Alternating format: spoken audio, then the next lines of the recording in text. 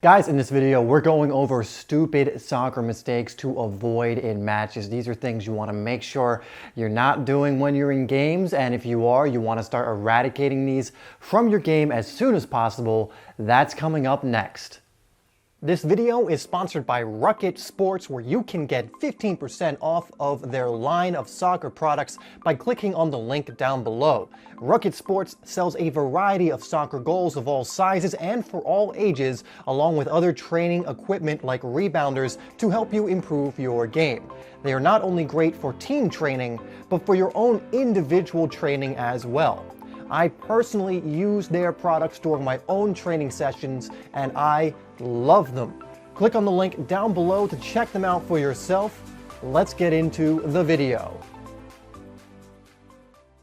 In the last video, we went over the worst soccer mistakes you can make in training, in practice, that are going to prevent you from getting the most out of it.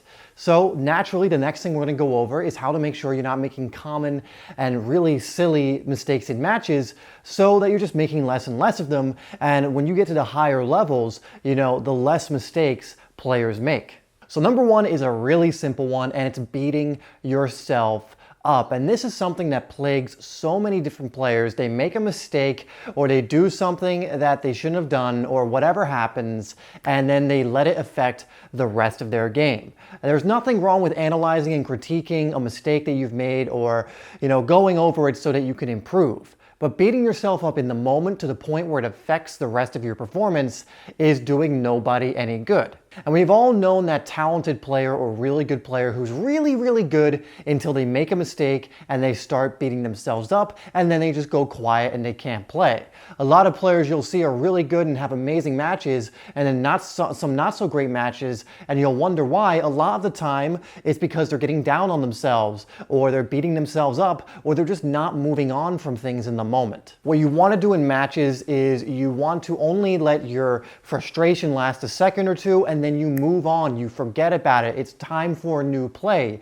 Analyze your mistakes after the match. Don't analyze them or beat yourself up about them during the match. Next big mistake, and this is one that a lot of especially strikers fall into, and it's being indecisive. It's when you want to do something or you feel pulled to doing something, but you second guess yourself. You doubt yourself and you end up doing nothing, or you end up making a mistake because you're so in your head and the game is moving quickly and you don't really have time to think through all the options. Like I said, a lot of strikers go through this when they have an opportunity to score. They think of like 3, 4, 5 different ways they could possibly score, and they end up losing the ball or just shooting right at the keeper because they're very indecisive. In those situations, you need to be decisive. You need to go with the first thing. You need to act quickly. You only have a fraction of a second in many situations in football to make your mind up, so to speak, although I would argue that you want to act upon instinct. But if you're being indecisive and you second guess yourself, you're going to make more mistakes, you're going to lose the ball more, you're going to miss opportunities, and you're even going to gift goals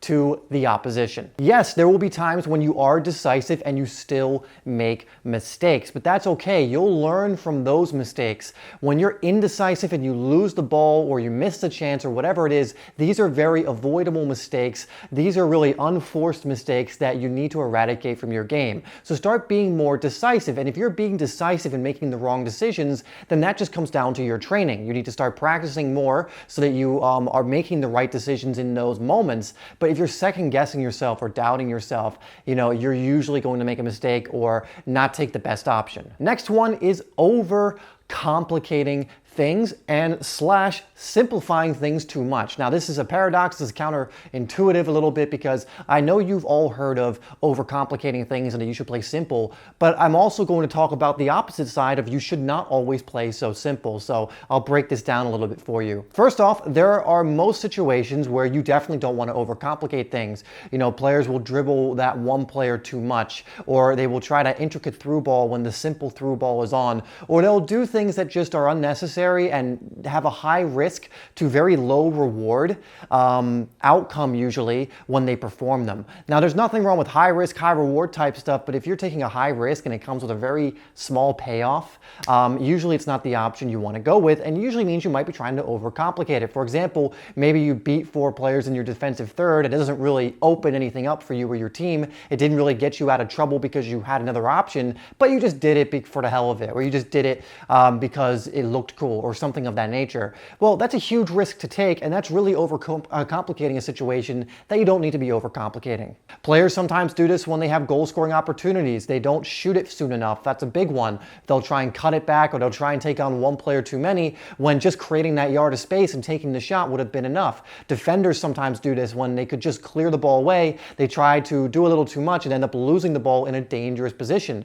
Again, there are times you don't want to play too simple and you want to be composed and you want to have confidence in those situations. But there are other times, for example, for a defender where you just need to clear that ball out of there. And there are times when you're a striker when you just need to create that yard of space and shoot. There are times when you're a midfielder where you just need to play that simple backwards pass, that simple cross pass. And I know no one likes to do that, and you want to play the killer ball, you want to take the man on, but most of the time, actually, not even sometimes, you got to play it simple and don't overcomplicate the game. That being said, there are definitely times when there is a chance to take a risk and get a potentially high reward from it, like scoring a goal or setting up a goal scoring opportunity or setting up a counterattack, things of this nature, and players don't take them because they're too afraid of failing or too afraid of making a mistake. Especially if you're an attacking player. If you're a striker who's afraid to shoot, that's no good. If you're a winger who's afraid to cross the ball in or take a man on, that's no good. There are some times where you can play too simple, where, for example, you have a ton of space and instead of driving into it, you pass it backwards. Instead of taking that shot, you give the responsibility off to a different teammate.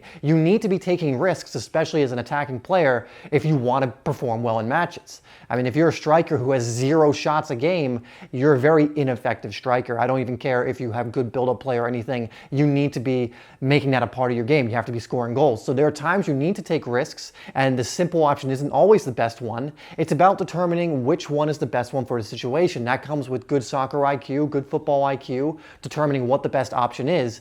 But don't think the game is just 1 touch and 2 touch all the time. Sometimes you need to run at someone. Sometimes you need to take that risk, take that shot, try that through ball, beat 1 or 2 players. Again, though, you don't want to go overboard with this because a lot of what you do is going to be the simple stuff as well. Finally, and this is one that actually you have to work on off the field in order to bring it onto the field with you, and it's lacking confidence. And I maintain this belief all the time. Low mental attributes, low confidence, or confidence in general is 50% or more the whole game of football, even over the physical stuff. Obviously you need the physical stuff. I'm not saying, oh, you just can sit in a room and work on your mental attributes and that'll be your whole game. No, if you're not fit, it doesn't matter. But the fact of the matter is not enough players work on their confidence to the point where they're completely self-assured and they don't doubt themselves on the pitch. Because you could be the most skillful player in the universe, but if you doubt yourself when you have that goal-scoring opportunity or that chance to take someone one-on-one, it doesn't matter how skillful you are, you're going to get nervous, you're going to forget what you know, you're going to make the wrong decision or panic, so you really need that confidence. If you're struggling with confidence in your matches, it's something you need to address. If you don't go into every single one of your games completely assured in your ability, or at least in most games, completely confident in yourself and what you can do and what you bring to the team and in your ability to change matches and win matches and do what you need to do very effectively, you need to work on your confidence off the pitch. You need to actively work on this because a confident player versus an unconfident player, it's not even a contest, regardless of which one's the most skillful. Now, I do have a free confidence course you can take a look at. I'll link that down below, absolutely free, no strings attached. There's nothing that you have to pay for. You just sign up, 7-day free confidence course. If you're struggling with your confidence, I can't recommend it enough, and a lot of players have already gone through that and are seeing great results. All right, guys, so those are some of the biggest, the stupidest, the silliest mistakes you can make on the pitch in matches. Really, again, the higher level you go, the less mistakes players make. So if you have ambitions to play at a higher level, regardless of what that level is, or you're moving up the levels, you need to know that you need to do things faster, crisper, and with less mistakes. There's nothing wrong with mistakes, but you still want to actively try and eradicate them from your game. Thanks guys so much for watching. Hope you enjoyed this video. Please make sure you like it and share this video. I do appreciate that. And subscribe to SimplySoccer if you haven't already. I'll put 2 other videos up on the screen so you can continue to improve and stand out. Make sure you check out the SimplySoccer Academy down below where you can find the free confidence course and other courses. And I'll see you in the next video.